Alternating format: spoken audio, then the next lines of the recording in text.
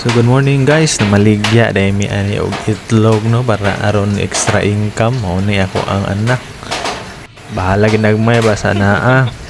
So after ani guys, adto may sa Robinsons kay aron mamalit og magamit para sa mga bata kay hapit na ang eskwela.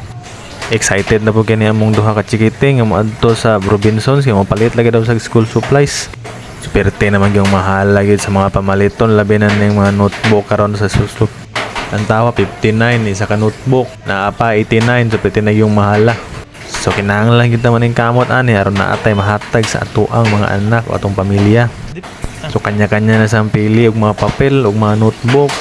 Ato wag na yung panindigan kay mao naman gyud ni atong kinabuhi as ginikanan. Bahalag magkalisod basta mahatag lang ang mga kinahanglan sa atuang mga pamilya. So diri may sa National Bookstore guys no, daghan kay slag mga baligya diri nga quality kaayo. Although medyo pricey pero ang quality pwede yung ninduta basta diri ka sa National Bookstore. So namili may crayons, nangita mi ani crayons katong dagko kaayo kay dili dali mabali kung pwede katong pareho sa 50 caliber og sukod. Talagsa ra man po ni guys, so ako ana lang pong gihatag kinahanglan magipon ni paliton. Aron malipay sad ni ato ang mga anak. So daghan kay sila mga markers dili guys no, mga ballpen, correction tape.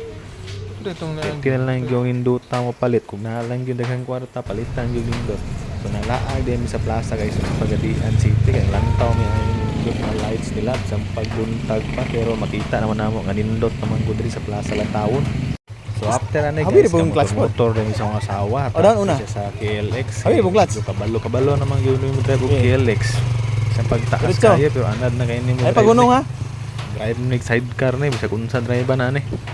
Ayaw lang yung itumba kay makapaayo gyud. Diretso lang. Ani.